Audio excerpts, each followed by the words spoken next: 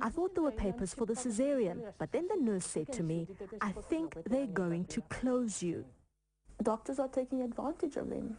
Corina van Wyk is part of a team of lawyers suing the Namibian government on behalf of 18 women on grounds that public hospitals sterilize them without their informed consent.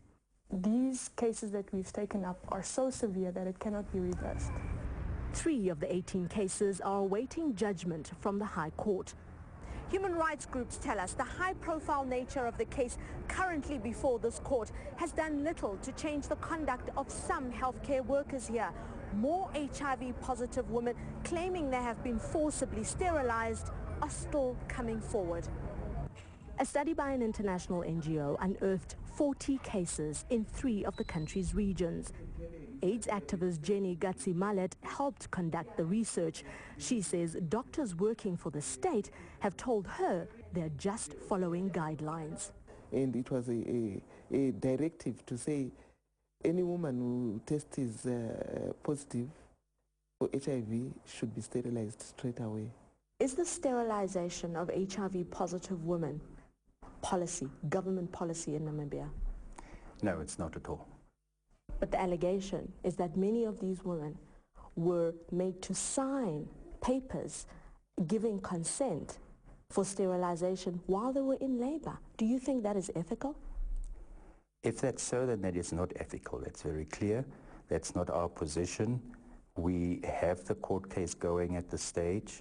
It really revolves around that, clarifying what really was the situation in these particular cases. Everything hinges on the High Court case. If the judge rules in the woman's favor, a flurry of claims are likely to follow. And there are many, like Handumbo, who would want to see the doctors involved, if found guilty, punished. The relentless battle rages on to control Syria's largest city, Aleppo. Rebels say they have captured a government military base on the outskirts of the city. The base had about 200 Syrian troops. Meanwhile, Turkey says a Syrian brigadier general and 11 Syrian soldiers defected overnight. CNN's Evan Watson reports from Aleppo. Battle, a rebel offensive against a Syrian army base located north of Aleppo. It started around sunset and began with artillery and rockets being fired from several directions by the Syrian rebels. Now, we're told that the brigade that is carrying out this attack on the army checkpoint is the Unity or Tawhid Brigade.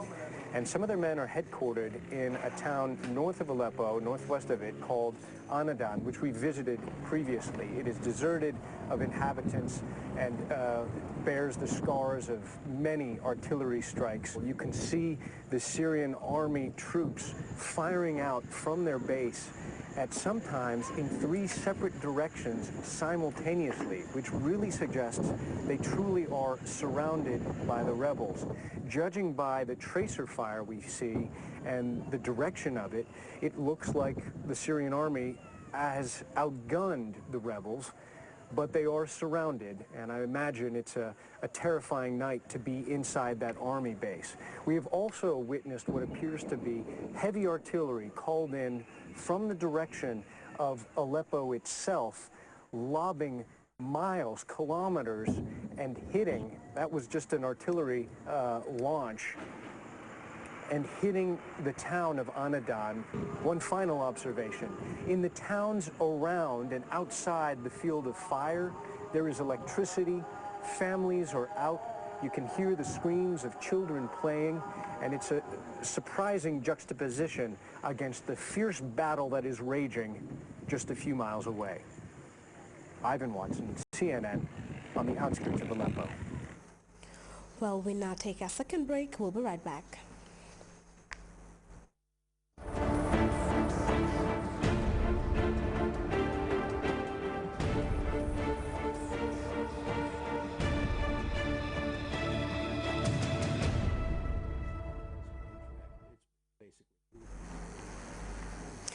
Over to sports, FIFA has threatened Benin with serious sanctions for what the World Football Governing Body says is severe government interference in the running of the game in the West African country. The current Benin Football Association president was dismissed after a court ordered his resignation. We have details in this report. There's been a new development in the crisis plaguing Benin's Football Federation. The former president of the federation, Ajuran Musharafu, was replaced by court order, but he has now been rehired by the government. The decision was made under pressure from World Football governing body FIFA. The International Football Federation refused Musharafu's dismissal due to what it calls political interference. In order to get their point across, FIFA threatened to cut off aid to Benin's football and suspend the national team for 2 years. It is possible that the government is now violating Articles 13 and 17 of the FIFA legal structure. It's possible, but it's up to FIFA to judge. It's up to FIFA to judge. At the moment, we're waiting for FIFA to tell us if we have violated those articles, but we need to protect our national interest. Benin has decided to wait for a court ruling in the case. As a result, Victorian Atalu, who was president of Benin's Football Federation for a few days, will now have to hand over his keys to his predecessor. The crisis in Benin's Football Federation has now been going on for 2 years, and it doesn't look like it will be resolved anytime soon. And from that, we shift our attention to the weather report courtesy of the Central Focus Office.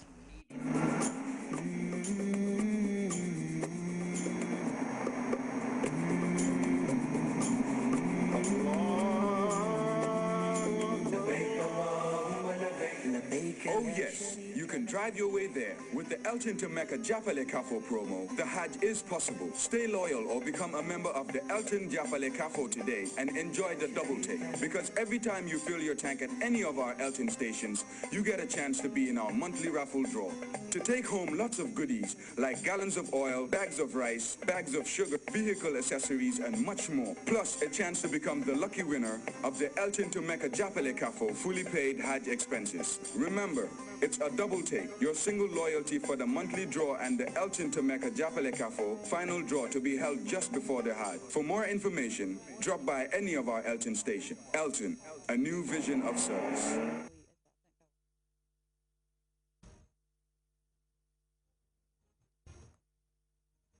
Good evening, and once again it's a warm welcome to the weather segment, beginning with a summary of today's weather followed by the forecast. The day today was mainly warm, sunny, and variably cloudy. For what will follow, let's start with a look at the satellite image captured at 16:30 hours, indicating a spot of convective cloud development over the southern part of Guinea-Conakry. This is expected to further propagate and may affect parts of the country in the next hours to come. The central and the eastern part of the continent were characterized by convective cloud development. These are expected to further develop and will result to rain and thunder activities in the affected places. The north and the southern part of the continent were, on the other hand, dry and stable. For our forecast tonight, we are expecting a variably cloudy and warm atmosphere across the country with chances of rain showers and thunderstorms. Rain is expected to be intermittent in any case. We are expecting the day tomorrow to be variably cloudy, humid, and warm, with chances of rain showers and thunderstorms over parts of the country. And the wind will continue to follow a southwesterly orientation and will be mainly light to moderate in speed. Morning temperatures will be either 23 or 24 degrees Celsius across the country. Top temperatures will be 31 degrees Celsius over Banjul. We are expecting 32 degrees Celsius over Yundum and Kerawan.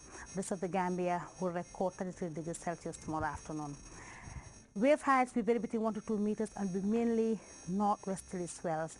The sun will rise at 14 minutes to 7 o'clock and will set at 23 minutes to 8 o'clock. Next is the international forecast, and enjoy the rest of the evening.